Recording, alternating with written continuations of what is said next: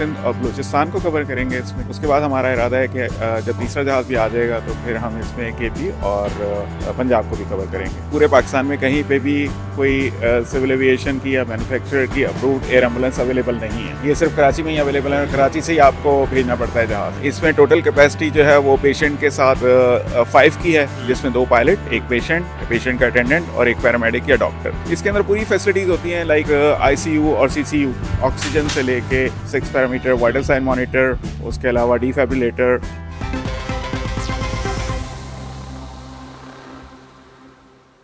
अस्सलाम वालेकुम, आप देख रहे हैं जीएनएन प्लस और मैं हूं आपका मेज़बान आतिश शरीफ। अब एम्बुलेंस आपको न सिर्फ कराची की सड़कों पर बल्कि फ़ज़ाओं में भी लोगों को रेस्क्यू करते हुए नज़र आएगी। मैं इस वक्त स्काई विंग्स पर मौजूद हूं और मेरे पीछे जो आप एयरक्राफ्ट देख रहे हैं ये एयर एम्बुलेंस है। मेरे साथ इमरान साहब मौजूद है। Sir thank you so much. Sir सबसे पहले तो मुझे ये बताइएगा किस तरह से कराची की फ़ज़ाओं के अंदर एयर एम्बुलेंस जो है वर्क करेगी, क्या प्लानिंग्स है? एयर एम्बुलेंस जैसे कि नाम से ही जाहिर है कि जहाज़ इसमें यूज़ होगा और जहाज़ आपने देख ही लिया है। और ये सर्विस जो है वो पाकिस्तान में और बाहर कहीं पे भी नई नहीं है, लेकिन अब इसमें नए जहाज़ों का इजाफा हो रहा है क्योंकि हमारी जिस तरह से आबादी बढ़ रही है उसी तरह से रिक्वायरमेंट्स बढ़ती चली जा रही हैं। तो वी फेल्ट द नीड के जो अभी प्रेजेंट इंफ्रास्ट्रक्चर है हमारे पास एयर एम्बुलेंसेस का वो शायद पूरा नहीं कर पाता है। तो we have now 2 aircraft and we are adding an third one also जो कि साउथ अफ्रीका से आ रहा है। तो अभी फ़िलहाल तो हम सिंध और बलूचिस्तान को कवर करेंगे इसमें। उसके बाद हमारा इरादा है कि जब तीसरा जहाज़ भी आ जाएगा तो फिर हम इसमें केपी और पंजाब को भी कवर करेंगे, क्योंकि इस वक्त जो है वो कराची के अलावा पूरे पाकिस्तान में कहीं पे भी कोई सिविल एविएशन की या मैन्युफैक्चरर की अप्रूव्ड एयर एम्बुलेंस अवेलेबल नहीं है। ये सिर्फ कराची में ही अवेलेबल है और कराची से ही आपको भेजना पड़ता है जहाज़। तो हमारा प्लान है कि वी विल प्लेस 1 एयरक्राफ्ट इन लाहौर और ताकि वो फिर पूरे पाकिस्तान को हम इस तरह से कवर कर लें। अच्छा सर, मुझे ये भी बताइएगा कि एयर एम्बुलेंस के फ़वाइद क्या है, ये कहाँ कहाँ इस्तेमाल होती है, क्या क्या इससे जो है वो बेनिफिट्स हमें हासिल हो सकते हैं? एयर एम्बुलेंस का सबसे बड़ा फ़ायदा तो ये है कि आप कहीं भी आप रिमोट एरिया से जहाँ पे कि एयरपोर्ट अवेलेबल है और वो हमारे पूरे पाकिस्तान में 40 से ज़्यादा एयरपोर्ट्स हैं, वहाँ से रिमोट एरिया में कहीं पे हॉस्पिटल्स की स्पेशलिस्ट हॉस्पिटल या स्पेशलिटी हॉस्पिटल्स की अवेलेबिलिटी नहीं है। आप क्रिटिकल पेशेंट को आपने टाइमली मूव करना होता है और वो अगर आप उसको टाइमली मूव कर देते हैं तो उसमें उसकी जान बचाई जा सकती है। तो ये डेफिनेटली पहले से भी लोगों की जान बचाने के काम आ रहे हैं जहाज़ और एयर एम्बुलेंसेस, और अब इसके एडिशन के साथ जो है वो एक सर्विस और क्वालिटी में इजाफा हो जाएगा। अच्छा इमरान साहब, हमने देखा कि मासी में पंजाब गवर्नमेंट ने भी एयर एम्बुलेंस का आगाज़ किया, अब कराची में भी जो है एयर एम्बुलेंस का आगाज़ हुआ है। वहाँ पर कितने एयरक्राफ्ट थे, कराची में कितने जहाज़ होंगे? जी, पंजाब में भी हमने ही रेस्क्यू 1122 के लिए एयर एम्बुलेंस सर्विस स्टार्ट की थी और that could not continue for some reason और अनदर, और अभी वहाँ पे पंजाब में कोई भी सर्टिफाइड एयर एम्बुलेंस अवेलेबल नहीं है। यानी कि पंजाब में इस वक्त एयर एम्बुलेंस नहीं है?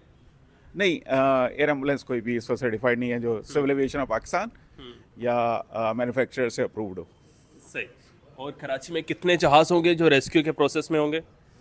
कराची में देयर आर 3 कंपनीज, तो इंक्लूडिंग हमारी कंपनी के अभी तो हमारे पास 2 हैं, टोटल 6 जहाज़ हो जाएंगे। जो जहाज़ है मेरे पीछे आप देख रहे हैं, कौन सा जहाज़ है, इसमें कितने लोग बैठ सकते हैं और ये काम किस तरह से करेगा? ये जो आप जहाज़ देख रहे हैं ये पाइपर सैनिक है और इसमें टोटल कैपेसिटी जो है वो पेशेंट के साथ 5 की है, जिसमें 2 पायलट, एक पेशेंट का अटेंडेंट और एक पैरामेडिक या डॉक्टर।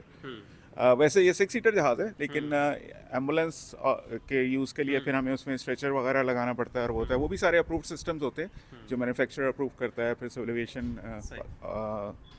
अथॉरिटी ऑफ पाकिस्तान करता है उसको अप्रूव। तो उसके साथ then it is certified as air ambulance. और otherwise you can not like transport a patient, क्योंकि क्रिटिकल पेशेंट्स होते हैं। इसके अंदर पूरी फैसिलिटीज़ होती हैं लाइक आईसीयू और सीसीयू, जिसमें ऑक्सीजन से लेके 6 पैरामीटर वाइटल साइन मॉनिटर, उसके अलावा डिफिब्रिलेटर, और मतलब name anything with regards to CCU और ICU that is available. Sir मुझे ये भी बताइएगा, आपने सिंध और बलूचिस्तान का जिक्र किया कि ये एम्बुलेंस सर्विस सिंध और बलूचिस्तान में वर्क करेगी, तो अगर कोई जहाज़ कराची से फ्लाई करता है वो कितनी देर में बलूचिस्तान पहुंचेगा, वहाँ से पेशेंट को रेस्क्यू करके लेके आएगा? इसका हमने ये मैकेनिज्म बनाया है कि हमारे पास 24/7 ये सर्विस अवेलेबल होगी, जो इससे पहले सिर्फ ये होता था कि डे टाइम में अवेलेबल हुआ करती थी। अभी हमने उसको 24/7 कर दिया है और 1 घंटे के नोटिस पे जो है वो हमारा crew with paramedics and everything will be ready for departure from here.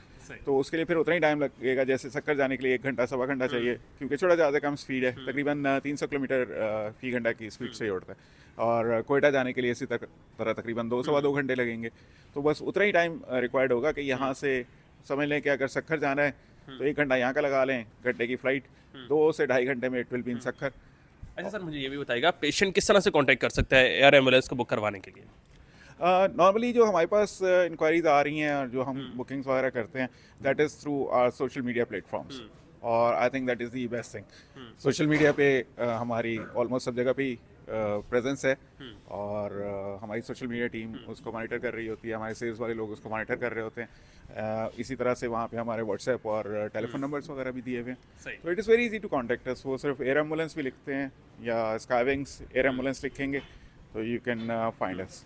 बिल्कुल जी, जिस तरह सर ने बताया कि अब एयर एम्बुलेंस न सिर्फ कराची बल्कि कराची समेत अंदरून सिंध और बलूचिस्तान में भी जो है वो लोगों को रेस्क्यू करेगी, और जो पेशेंट जो टाइम पर हॉस्पिटल नहीं पहुंच पाते थे अब वो टाइम पर हॉस्पिटल पहुंच पाएंगे। इसी स्टोरी अपने मेज़बान आतिश शरीफ को दीजिएगा इजाज़त, मिलते हैं किसी नई स्टोरी में, तब तक के लिए अल्लाह निगहबान।